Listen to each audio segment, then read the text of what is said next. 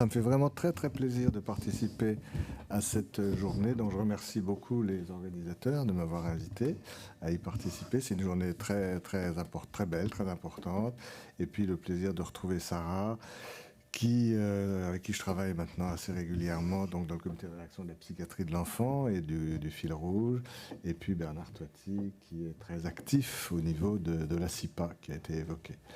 Voilà, alors il se trouve effectivement que dans mon trajet professionnel, les trois domaines dans lesquels je me suis quand même beaucoup investi, c'est le développement précoce du bébé, ce sont les troubles du spectre autistique, c'est la question de l'adoption dans la mouvance de Michel Soulet qui m'avait appris beaucoup de choses, bien sûr. Et de ce fait, la question des liens est tout à fait centrale. Alors parce que le bébé, les troubles autistiques et l'adoption, ce sont trois domaines distincts, bien sûr, mais ce qui fait le lien entre eux, sans jeu de mots aucun, c'est la question du lien. Et je vais beaucoup tourner autour de cette question du lien. Le développement précoce, la mise en place de l'appareil psychique chez le bébé correspond, c'est mon sentiment, pour une grande part à la manière dont l'enfant va mettre en place ces fameux liens avec l'environnement et comment il va se les représenter psychiquement. L'autisme, les autismes sont des situations catastrophiques dans lesquelles les enfants échouent totalement ou partiellement à mettre en place ces liens. Et l'adoption est une situation tout à fait paradigmatique où on peut regarder comment un enfant va mettre en place ces liens avec des adultes qui ne l'ont pas fabriqué mais qui vont se positionner pour lui comme des parents à part entière de toute leur vie. Voilà, donc à partir de cet intérêt très essentiel, très central pour moi dans ma réflexion, dans ma clinique, dans ma pratique, autour du lien, je voudrais proposer donc quelques pistes de réflexion un peu plus développementales peut-être à propos de l'émergence de l'objet et je vais me situer dans une perspective résolument transdisciplinaire aux interfaces de ce que la psychanalyse précoce nous apporte, nous apprend aujourd'hui, et aussi des apports des sciences cognitives. Cette perspective transdisciplinaire est d'ailleurs celle de la CIPA.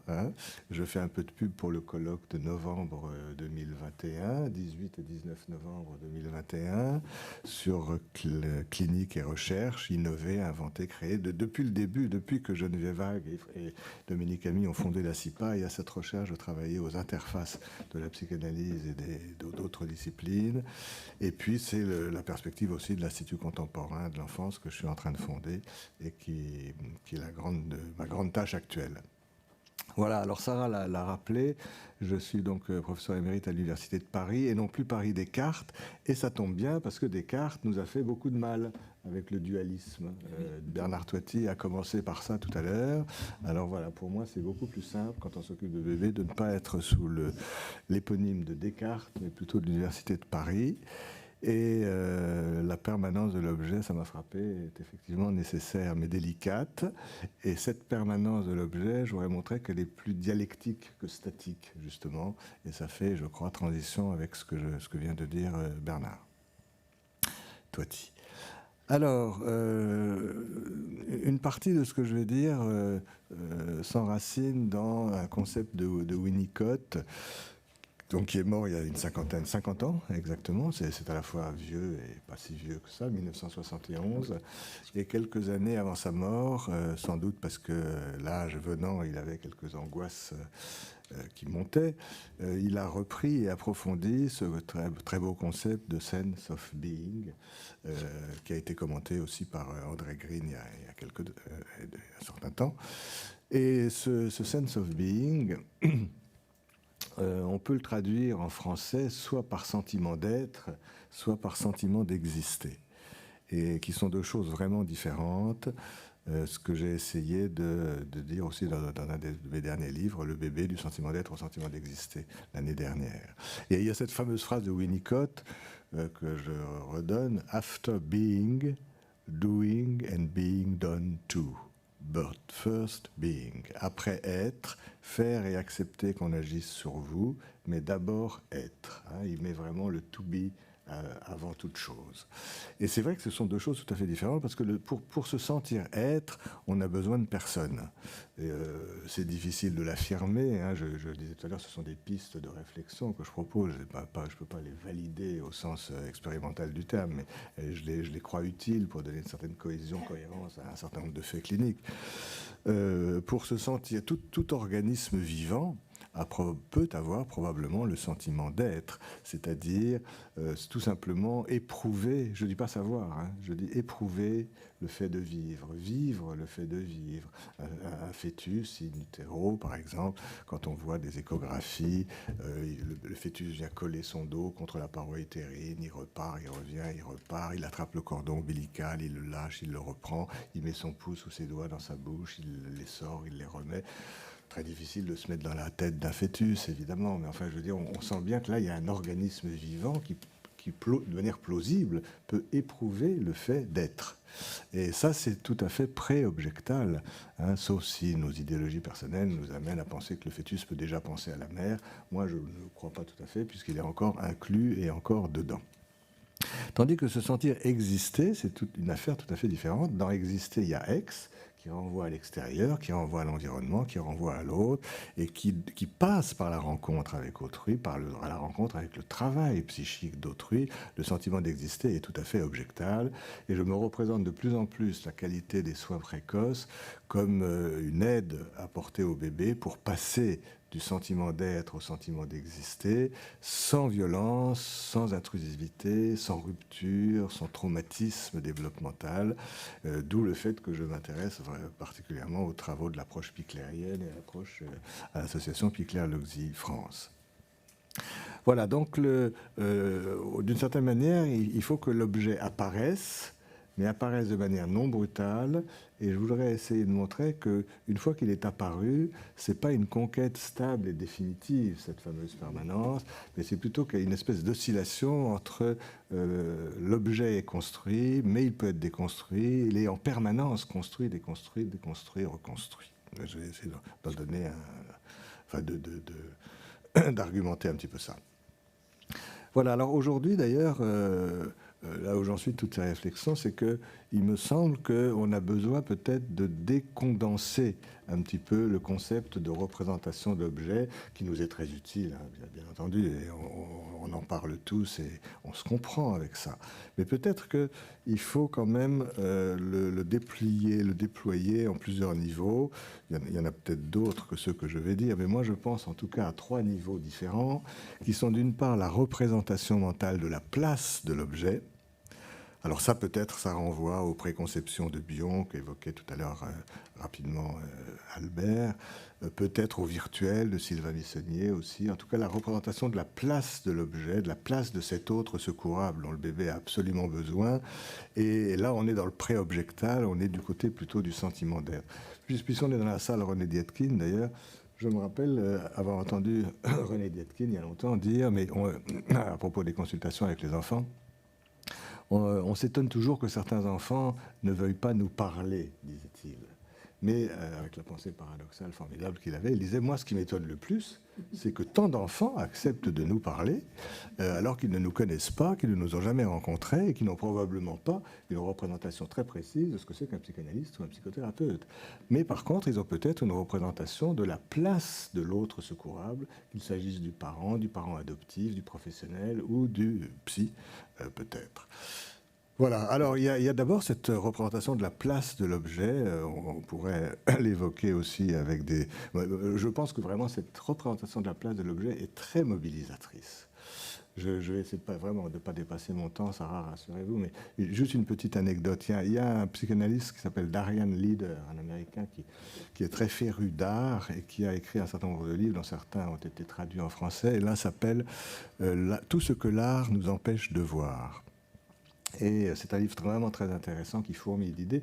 Et il nous raconte dans ce livre que la Joconde a été volée en 1911 et qu'on l'a retrouvée 2 ans après dans le garage d'un personnage un peu étrange qui n'avait évidemment pas pu faire grand-chose de ce tableau. Alors, mais ce qui est intéressant, c'est que, preuve à l'appui, il nous dit qu'entre 1911 et 1913, il n'y a jamais eu plus de monde au Louvre, beaucoup plus de monde pour aller voir la place vide de la Joconde qu'on avait laissée vide que la place que la Joconde elle-même. Et Dieu sait pourtant s'il y a du monde qui se déplace pour aller voir la Joconde. Donc la notion de place de l'objet est très très importante. Et dans ce livre d'ailleurs, il montre bien comment cette place vide d'un objet à venir est très importante dans l'art moderne. Voilà, donc la représentation de la place de l'objet préobjectal, sentiment d'être. Au bout du chemin, il y aura bien sûr la représentation de l'objet en tant que tel. Donc là, on est dans l'objectal. Plutôt le sentiment d'exister en référence à cet objet extérieur. Et entre les deux, c'est ça dont je voudrais essayer de parler un petit peu, il y a la représentation des liens à l'objet, qui est très précoce, qui peut se, je vais essayer d'en parler, qui peut se jouer avant la représentation de l'objet proprement dit, la représentation des liens avant même que l'objet soit perçu. Et moi, j'ai envie d'appeler ça le niveau, non pas de l'être ou de l'existence, mais du pressentiment de l'objet. Alors, pourquoi la représentation des liens? C'est la psychiatrie, enfin la psychologie du développement précoce, la psychiatrie du bébé, la psychopathologie du nourrisson, qu'on appelle ça comme on veut, qui nous a appris beaucoup de choses depuis 30 ou 40 ans là-dessus. Les représentations d'interaction généralisée de Stern, toute la petite moyenne que l'enfant se fait c'est une représentation mentale du style interactif de la mère, qui est plus ou moins intense ou douce, qui est plus ou moins immédiate ou différée, qui est plus ou moins unimodale ou transmodale. Mais les représentations d'interaction généralisée ne nous disent rien de la mère en tant que telle. Avec ça, le bébé ne sait pas encore si elle est blonde ou brune, jeune ou moins jeune, grande ou petite, âgée ou moins. C'est une représentation du lien. De la même manière, les modèles internes opérants de Inge Brusserton sont une représentation du style des réponses de l'objet en termes d'attachement, mais ne nous disent rien encore de l'objet en tant que tel. Donc Geneviève a souvent insisté en disant, au fond, le bébé se fait d'abord un portrait abstrait de sa mère, un portrait rythmique, un portrait des contours interactifs, mais c'est un portrait des liens, du type de lien, du style de lien, mais c'est pas encore un portrait figuratif de l'objet mère en tant que tel ou père Albert en tant que tel.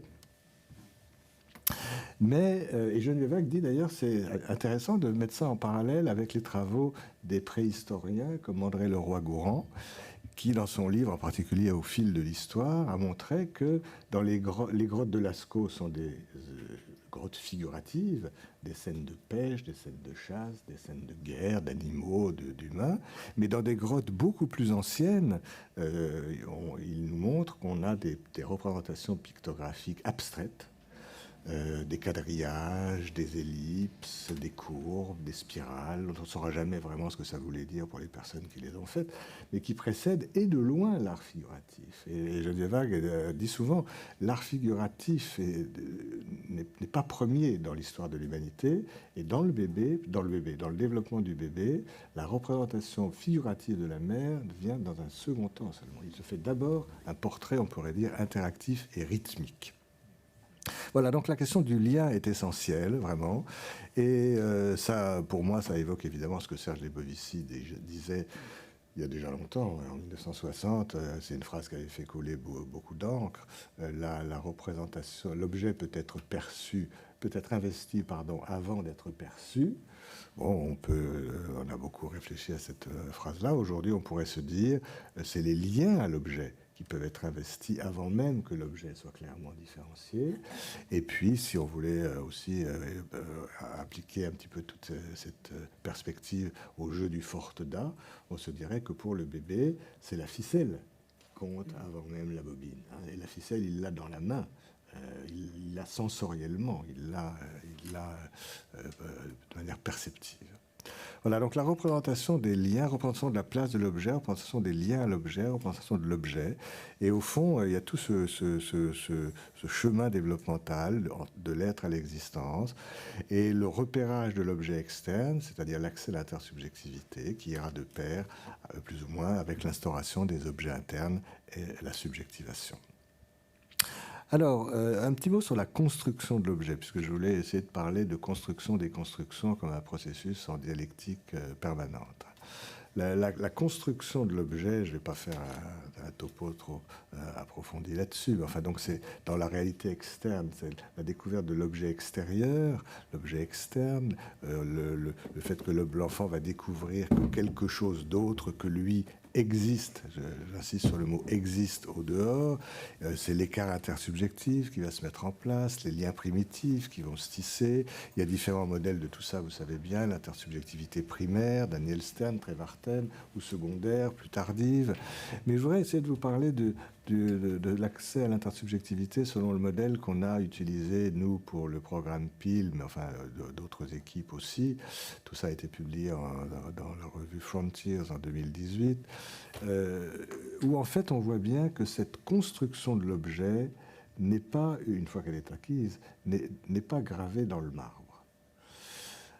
Alors les trois grands axiomes, on pourrait dire, de notre travail dans ce programme de recherche, c'est d'une part, premièrement, que le premier point est une évidence, c'est qu'il n'y a pas d'accès possible à la communication générale ou langagière, sans accès préalable à l'intersubjectivité. Ça va presque de soi. Pour pouvoir penser à l'autre et pour pouvoir parler à l'autre, il faut encore que j'ai repéré l'autre comme un autre et que je l'ai stabilisé dans mes représentations. C'est peut-être ce que tu appelles la permanence de l'objet. Deuxième axiome, c'est qu'il n'y a pas d'accès à l'intersubjectivité sans rassemblement des différents flux sensoriels qui viennent de cet objet. Là, je reprends l'expression flux sensoriel de Bullager qui a été citée tout à l'heure.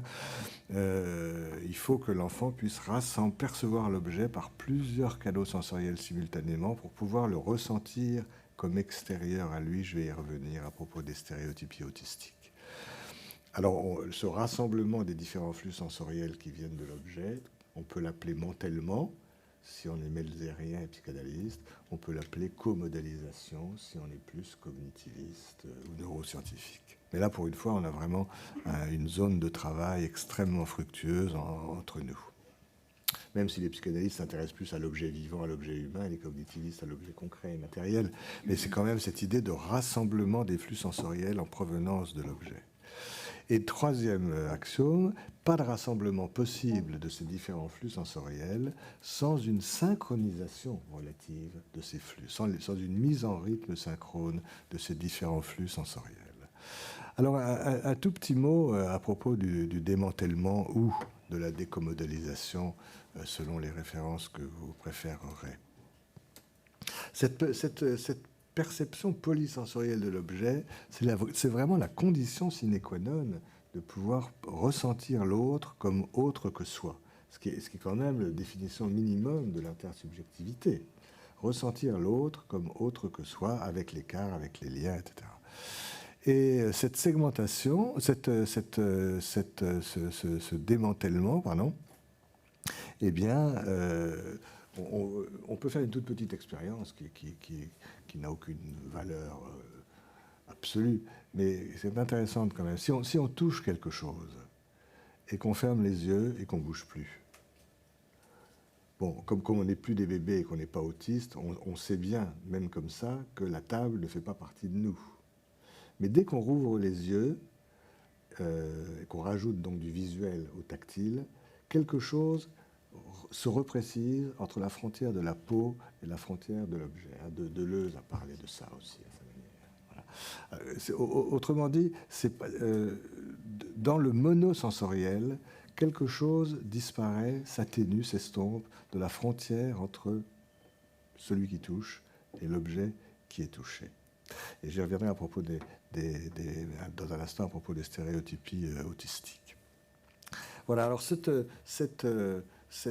perception polysensorielle, elle est essentielle donc à ce qu'on appelle le vécu de l'objet en extériorité. Et pour que ce mantèlement, pour que ce rassemblement des différents flux sensoriels se fasse, je le disais tout à l'heure, il faut qu'il y ait une mise en rythme relative de ces différents flux. Et aujourd'hui, c'est très intéressant aussi comme pont de pensée entre les apports de la psychanalyse et les neurosciences aujourd'hui. On sait que cette synchronisation relative peut se faire soit à un niveau central, soit à un niveau périphérique, soit à un niveau interactif. Au niveau central, c'est ce que Freud avait senti dès 1911 quand il parle dans son article classique sur les deux grands principes du cours des événements psychiques, il parle des processus d'attention qui sont périodiques. hein.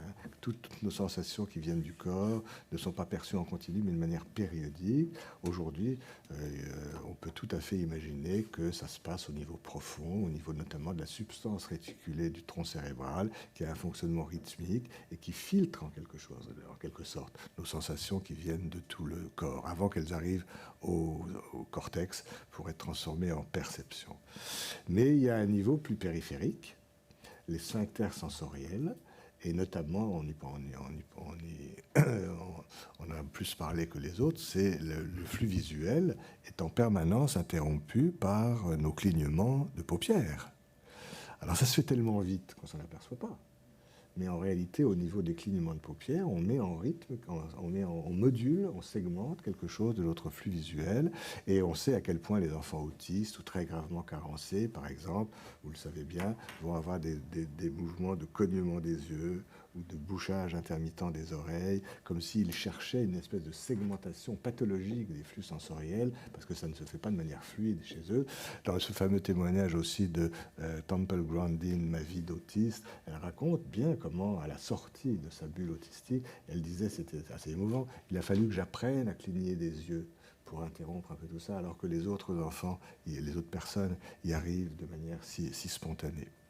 Et puis enfin, je n'y insisterai pas, il y a, après le niveau central et périphérique, il y a un niveau interactif, parce que la manière dont on s'occupe d'un bébé, dont on le touche, dont on l'oriente, dont on lui parle, on va mettre en rythme ces différents flux sensoriels, notamment à travers les petites comptines du style ainsi font les petites marionnettes, qui existent dans toutes les cultures, des analogues, parce que quand on chante à un bébé, ainsi font les petites marionnettes, même si on chante mal, qu'est-ce qu'on fait? Je vais prendre Sarah comme bébé idéal 2 secondes. Qu'est-ce qu'on fait? C'est quasi instinctif. On s'approche, 40 cm, c'est-à-dire qu'on cherche la distance entre le sein, les deux visages de la mère et de l'enfant pendant l'allaitement à peu près. C'est là que l'enfant accommode le mieux visuellement. Et puis on va chanter, même si on chante mal, c'est pas grave. Ainsi font les petites marionnettes. Voilà. Et les mains sont en rythme, les mouvements des sourcils et du front sont en rythme, la voix est en rythme. On lui facilite le travail parce qu'on lui envoie des flux auditifs et visuels synchrones. Et ce faisant, on lui fait travailler son lobe temporal supérieur, dont on sait qu'il n'est pas très en forme chez les enfants autistes. Voilà, alors ne me faites pas dire ce que je n'ai pas dit. Je n'ai pas dit que toutes les femmes qui ne chantaient pas ainsi font les petites marionnettes à leur bébé allaient avoir des enfants autistes. Hein. Je ne l'ai pas dit parce que je ne le pense pas, mais le ainsi font les petites marionnettes est un emblème de moments de synchronisation spontanée des flux sensoriels qui se fait entre la mère et le bébé et qui est très important pour sa maturation cérébrale et intersubjective. Voilà, alors je voudrais prendre 2 exemples maintenant de déconstruction de l'objet. Je voudrais prendre 2 exemples un petit peu marquants de déconstruction de l'objet, enfin d'hypothèse de déconstruction de l'objet, et je vous disais que je reviendrai sur la question des stéréotypies sensorielles autistiques. Bon, il y a différents types de stéréotypies, bien sûr, chez les enfants autistes. Il y a des stéréotypies verbales, des stéréotypies diverses, mais il y a des stéréotypies qui sont très intéressantes au moment où l'enfant sort un petit peu de la bulle autistique, justement, au moment où il émerge. Hein. Bon, Geneviève Vague, évidemment, que je cite beaucoup, mais elle nous a tellement appris à propos de l'observation des bébés et des fonctionnements autistiques.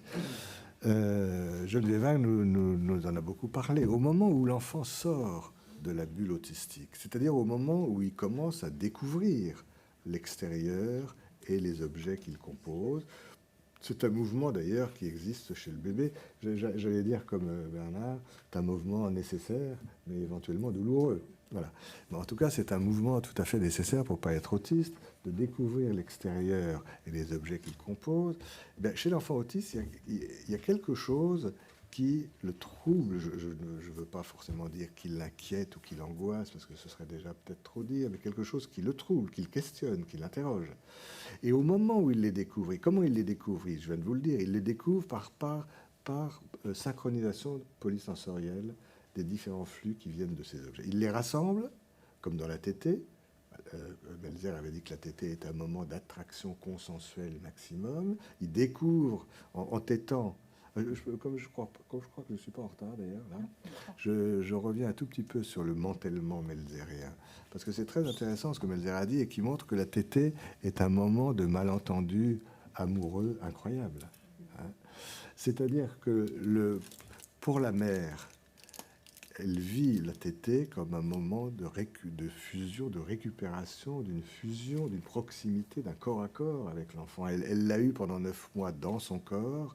Au moment de la tétée, elle retrouve quelque chose de cette intimité première. Et donc, évidemment, la tétée, dans ce cas-là, est très investie. Mais du côté du bébé, c'est assez différent, parce que moment d'attraction consensuelle maximum. Il faudrait d'ailleurs discuter pourquoi on a traduit consensuel et non pas consensoriel. Enfin, ça, c'est une autre histoire. Sauf que l'autosensualité renvoie à l'être et que l'auto-érotisme renvoie à l'existence, justement à l'objet. Mais enfin, laissons ça de côté. Du côté du bébé, pendant la tétée, il rassemble les différents flux sensoriels, attraction consensuelle maximum. Il prend le goût du lait, l'odeur du lait, la voix de la mère, le visage de la mère, la chaleur de la mère, l'odeur de la mère, le toucher, le rythme du portage. Pendant quelques instants d'attention sans doute assez dépensière, d'ailleurs en énergie psychique, il arrive à rassembler tout ça. Et puis à la fin, d'ailleurs, il va lâcher, il va démanteler, puis faire un accrochage sensoriel sur une petite lumière ou n'importe quoi quand il est repu. Voilà, mais pendant qu'il rassemble tous ces flux sensoriels, lui, il commence à ressentir le sein justement comme une source de satisfaction extérieure. C'est ça que j'appelle le malentendu, parce que la mère, elle est dans la recherche de fusion, alors que l'enfant s'accroche au sein, parce que justement, il commence à le percevoir comme une source de satisfaction polysensorielle extérieure à lui. C'est un malentendu extrêmement créatif, hein, je vous rassure, mais c'est une différence de point de vue, quand même, dans la perspective, en tout cas, de Melzer.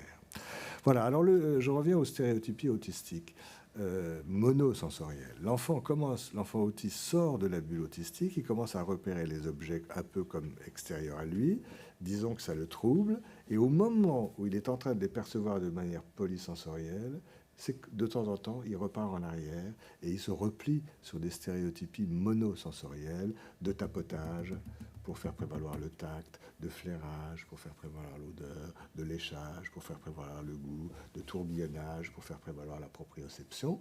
Et c'est assez pathétique parce que c'est au moment même où il pourrait découvrir l'objet en extériorité grâce à la synchronisation polysensorielle que quelque chose le fait reculer et se replier sur des stéréotypies autistiques monosensorielles. Et c'est tout l'art, évidemment, de l'intervenant, quelle que soit sa profession, à ce moment-là, d'abord d'être sensible à ce moment de reprise développementale qui est très facile à rater, et en plus, à ce moment-là, de savoir apporter à l'enfant une harmonie polysensorielle qui ne lui paraisse pas un danger.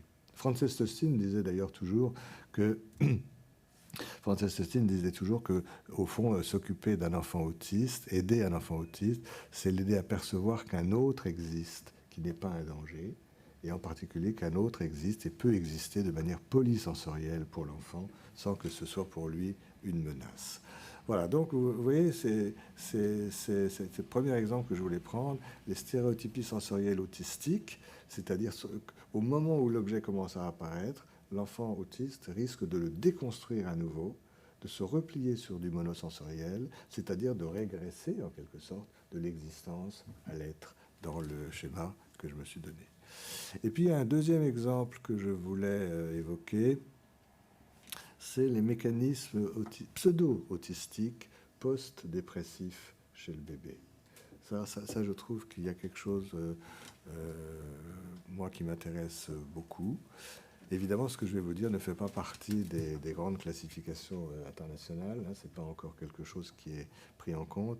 Mais en fait, dans les unités d'évaluation des enfants à risque de troubles neurodéveloppementaux, comme on dit, enfin, c'est à Necker, par exemple, c'est un problème très fréquent, quasi quotidien. Un enfant de 2 ans et demi arrive, il a quelques signes de retrait, d'évitement, des mécanismes d'allure autistique. Et toute la question est de savoir s'il est vraiment autiste au sens classique du terme, ou s'il n'est pas dans des mécanismes pseudo-autistiques, disons, ça y ressemble. Hein. Les mécanismes autistiques ne sont pas réservés aux enfants autistes. La preuve, c'est que le démantèlement existe chez les bébés sains aussi, mais il est tellement fugitif qu'on ne le remarque pas. Il a fallu que Melzer nous montre le démantèlement chez les enfants autistes pour qu'on s'aperçoive après que ça existait aussi chez les bébés qui vont bien, mais de manière beaucoup plus discrète et fluide. Voilà, donc la question est de savoir si certains enfants, donc après une dépression du bébé, vers 8 mois, 10 mois, 12 mois, 15 mois, les bébés en sortent de la dépression et ils ont comme une espèce de cicatrice, de séquelle de ce moment dépressif, des petits mécanismes autistiques ou pseudo-autistiques. Et c'est quand même un diagnostic différentiel, si on peut dire, qui est important parce que le pronostic n'est pas le même. Il est quand même d'une certaine manière plus simple pour ces enfants-là que pour les enfants autistes au sens strict. Et puis les modalités de prise en charge non plus ne sont pas les mêmes. Et on pourrait, là c'est une question que je me pose simplement. Est-ce que ces mécanismes autistiques, pseudo-autistiques, post-dépressifs, ne seraient pas, du point de vue psychopathologique, un moyen pour le bébé d'éviter de prévenir le retour de la perte de l'objet? C'est-à-dire que dans la dépression initiale, ils ont perdu l'objet, ils ont payé le prix fort, ils ont vécu la douleur de la perte. Alors, encore faudrait-il se demander d'ailleurs de quelle perte s'agit-il. Est-ce que c'est la perte de la place de l'objet? Est-ce que c'est la perte des liens à l'objet? Ou est-ce que c'est la perte de l'objet proprement dit lui-même? Ils ont vécu ça. Et peut-être que pour se prémunir, se prévenir, se vacciner, c'est à la mode en ce moment, se vacciner contre le retour de la douleur de la perte, eh bien, déconstruire l'objet, comme le font les enfants autistes, mais pour ne pas avoir à le reperdre en tant qu'objet global, en tant qu'objet total. Et je pense que c'est une hypothèse qui peut être fructueuse. Et à partir de là, ça nous permet d'aborder autrement quand même la question, le débat sur la fréquence des troubles du spectre autistique. Parce que autant je trouve navrant qu'on puisse nous dire à longueur de journée qu'il y a un enfant autiste sur 50 ou 60, hein, ce serait risible si ça n'était pas tragique. On met tout le monde dans le même sac des troubles du spectre autistique. Autant je suis assez enclin à penser qu'il y a 100% d'entre nous qui ont une potentialité autistique, ou en tout cas une potentialité de déconstruire l'objet. Et que même quand on va bien, on passe son temps à synchroniser, à désynchroniser des flux sensoriels, à construire l'objet, à le déconstruire. Quand tout va bien, ça se passe de manière tellement fluide et inapparente que ça ne gêne pas le développement, de même que quand on cligne des yeux, et notamment grâce à la rémanence de l'image rétinienne, ça n'interrompt pas, ça module, mais ça n'interrompt pas notre flux visuel. Je pense que ce travail de déconstruction, de désynchronisation des flux sensoriels, dans la plupart des cas, se passe bien, mais qu'on a encore beaucoup de travail à faire pour savoir à partir de quand ou où mettre le curseur entre une désynchronisation qui ne gêne pas et une désynchronisation qui gêne et qui entrave le développement de l'enfant dans ces différents secteurs. Voilà, je vais terminer peut-être en disant que... J'ai 5 minutes ? Oui. Je voulais conclure et revenir dans toute cette question sur l'importance centrale des liens. Représentation de la place de l'objet, représentation des liens à l'objet très précoce, représentation de l'objet un petit peu plus tardif, et la nécessité peut-être d'une topique qui soit adaptée aux patients non encore différenciés ou indifférenciés. Je pense aux bébés, aux enfants autistes en particulier, mais c'est peut-être pas les seuls domaines où on a besoin d'une topique du lien. C'est un débat qui s'instaure en ce moment très intensément entre Sylvain Missonnier et moi d'un côté, René Roussillon de l'autre. Avec Sylvain Missonnier, on plaide pour une métapsychologie périnatale en travaillant sur le fœtus bébé. Et puis, pour moi, il y a la question des bébés et des enfants autistes. Chacun sait bien que les deux topiques freudiennes sont des topiques qui ont été faites pour des sujets déjà assez différenciés, bien sûr. Hein. La première comme la seconde. alors que le bébé et l'autiste n'en sont pas là. Et comment est-ce qu'on peut... mais pour autant, le bébé, en particulier, ne nous impose aucun renoncement à nos repères psychanalytiques classiques. On peut tout à fait se servir de la théorie des pulsions si on a envie. On peut et on doit se servir de la théorie de l'après-coup, quitte à la modifier un petit peu, comme René Dietkin l'avait proposé d'ailleurs. On peut se servir de la théorie de l'étayade. Le bébé nous interroge, nous incite surtout à repenser le point de vue topique des choses, parce que comme il est très indifférencié et que la métapsychologie, la topique est par définition intrapsychique, ça ne colle pas très facilement, et avec les enfants autistes non plus. Voilà, alors on se dit en ce moment avec Sylvain en particulier qu'une topique des liens, parce que les liens pouvant être, j'ai essayé de le montrer, intrapsychisés très tôt, une topique des liens pourrait être une topique utilisable plus précocement chez le bébé et chez les enfants archaïques comme les enfants autistes. Ce qui pose la question de la demande. Et là, je termine, c'est pour ouvrir sur des aspects plus cliniques. Quand on s'occupe de bébés ou quand on s'occupe d'enfants autistes, chacun sait bien qu'au début, en tout cas, il ne nous demande rien à nous en tant que personne. On ne peut pas parler ni de demande manifeste, évidemment, comme c'est chez un sujet névrotico-adulte très différencié qui vient demander de l'aide à telle personne précise, ni même de demande latente qui suppose quand même la reconnaissance et l'adresse à un objet. Mais il nous demande, et pourtant tous ceux qui s'occupent de bébés, qui s'occupent d'enfants autistes, sentent bien qu'ils nous demandent quand même quelque chose. Mais c'est un quelque chose qui est dirigé vers l'extérieur, plus global que simplement un objet différencié. J'appelle ça, en ce moment, faute de mieux d'ailleurs, je crois, mais j'appelle ça la demande intransitive. Comme il y a des verbes intransitifs qui sont sans complément d'objet, là il y a une demande qui est quand même vers le dehors, mais qui ne s'adresse pas à un objet précis. Et pourtant, on doit recevoir ça. Et on doit pouvoir être un point de rebond, un point de renvoi, un point de retour, faire sentir à l'enfant qu'un autre existe, qui n'est pas un danger, un autre qui n'est d'ailleurs pas encore très clairement différencié, mais qui est un point de rebond. Là aussi, je prends un mot j'emprunte un mot au vocabulaire de Geneviève Hague.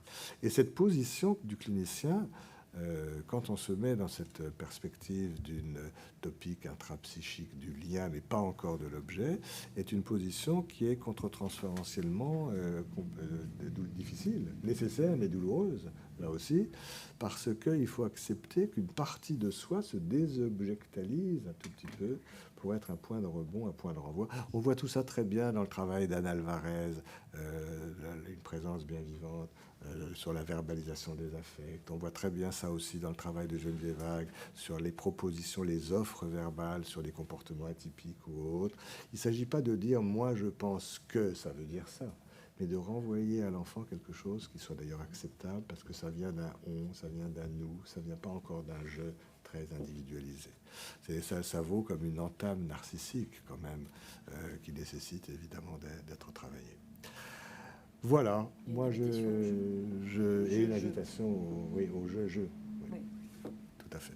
Voilà, écoutez, je vais m'arrêter là-dessus et je vous remercie beaucoup de votre attention.